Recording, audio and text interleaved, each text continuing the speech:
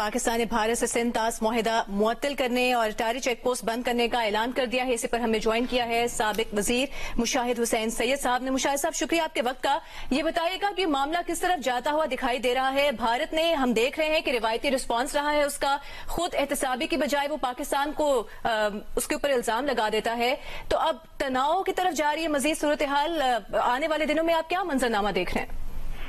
अस्सलाम वालेकुम जी, और आपके व्यूअर्स को बड़ा अस्सलाम वालेकुम। ये तो बड़ा वाज़ेह हो गया कि हिंदुस्तान की नीयत साफ होगी कि ये काफी दिनों से बात कर रहे थे इंडस वाटर्स ट्रीटी की, उसको मुतनाज़िर बनाने की कोशिश की, उसके बारे में धमकियां भी दी इन्होंने, और इन्होंने अब इस वाकया को बहाना बनाया और उस बहाने के तहत ये बिल्कुल प्री प्लान्ड और स्टेज मैनेज्ड है इंडिया का ये जो यकतरफा मुअत्तल करना इंडस वाटर्स ट्रीटी, जो बैन अल-अक़वामी कवानीन की भी खिलाफ वर्जी है, क्योंकि सियासी बुनियाद पर उन्होंने ये एक्शन लिया है।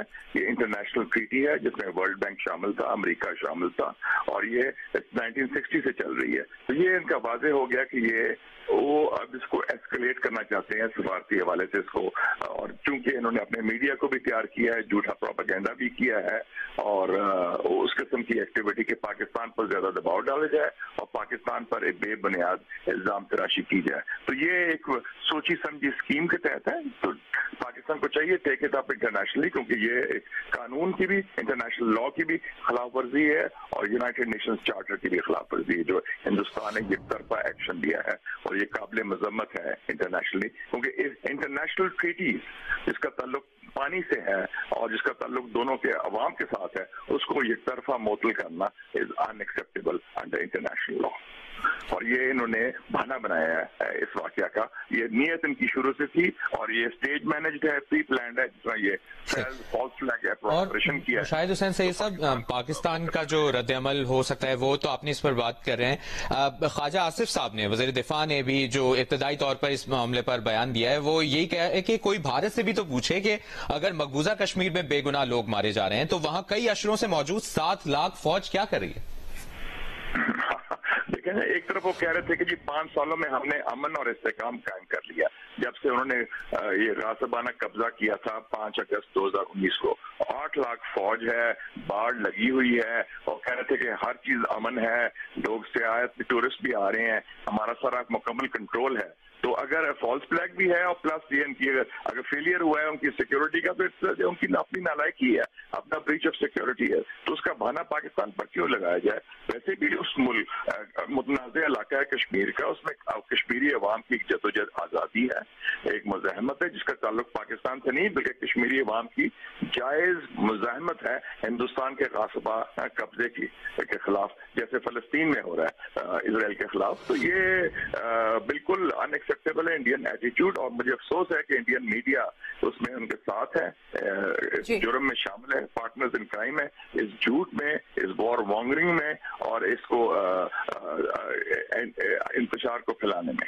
मुशाहिद हुसैन साहब, ये बताइएगा, जिस तरह से अभी आपने कहा है कि भारत ने सिंध तास मुआहिदा एकतरफा तौर पर मुअत्तल कर दिया है, तो ऐसे में पाकिस्तान कैसे बैन अल-अक़वामी सतह पर मौसर अंदाज में अपना मुकदमा पेश कर सकता है? किन प्लेटफॉर्म्स को इस्तेमाल कर सकता है?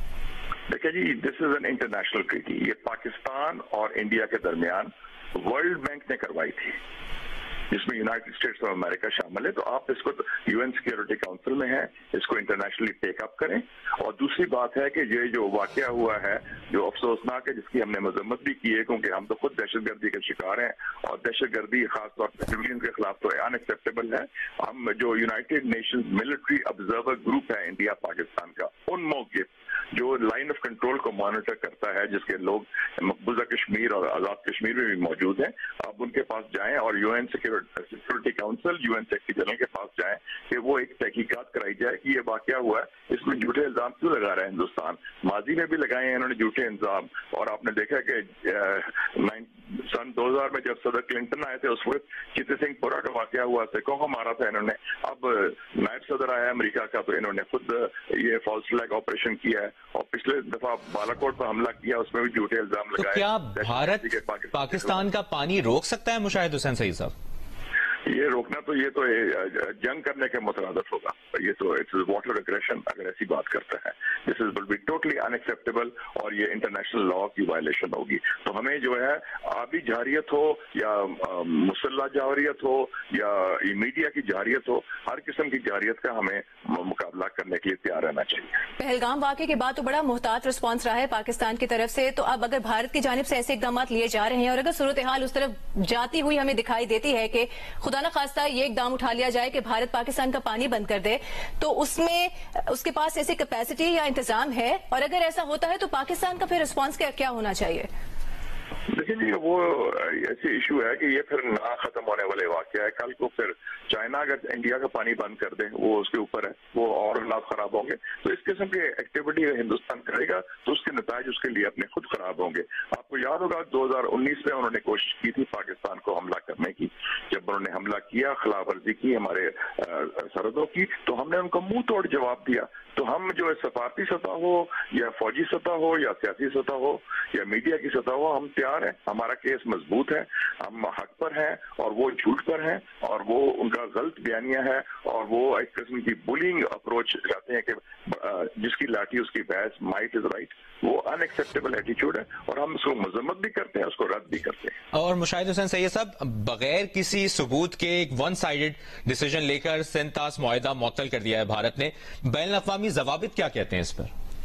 बैनुल-अक़वामी ज़वाबित कहते हैं कि ये बैनुल-अक़वामी क़वानीन की खिलाफ वर्जी है, ये यूनाइटेड नेशंस चार्टर की खिलाफ वर्जी है और ये खुद जो मुआहिदा है इंडस वाटर ट्रीटी जो पाकिस्तान और हिंदुस्तान ने वर्ल्ड बैंक के तहत साइन किया था 1960 में, उसकी खिलाफ वर्जी है। तो ये हिंदुस्तान ने जो बैनुल-अक़वामी क़वानीन की धज्जियां उड़ा दी हैं और ये खुद इस वक्त हिंदुस्तान के खिलाफ कार्रवाई होनी चाहिए कि उन्हें यकतरफा तौर पर सियासी बुनियाद पर, बुग़्ज़ की बुनियाद पर, नफरत की बुनियाद पर पाकिस्तान के खिलाफ ये कार्रवाई की है जो अनएक्सेप्टेबल है, जो कोई मौजूद मुल्क एक्सेप्ट नहीं कर सकता और बैनुल-अक़वामी क़वानीन की मुकम्मल खिलाफ वर्जी है। तो ये हमारा केस तो बहुत स्ट्रांग है और हमें इसको लेके जाना चाहिए बड़े आराम से, सुकून के साथ, कामली कूलली।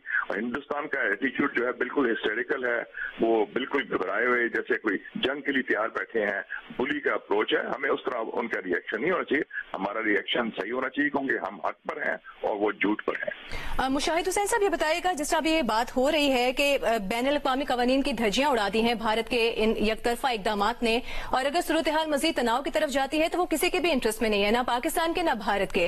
कौन से ऐसे स्टेक होल्डर्स हैं जो कि सूरत हाल को डिफ्यूज करने के लिए कोई किरदार अदा कर सकते हैं ऐसे माहौल में? यूनाइटेड नेशन सिक्योरिटी काउंसिल, बैनुल-अक़वामी बरादरी और लकीली अल्लाह के फजल से हम उसके मेंबर भी हैं इस वक्त। हमें फौरन ये टेकअप करना चाहिए यूएन सेक्रेटरी जनरल से, हमें मीटिंग कॉल करनी चाहिए, मीटिंग बुलवाई जाए हमें, और हमारे जो लीडरशिप है उनको चाहिए कि ये जो P5 मेंबर्स हैं, यूएस, रशिया, चाइना, फ्रांस, बरतानिया, उनसे फौरी राब्ता। मुशाहिद हुसैन सैयद साहब साथ ही रहेगा।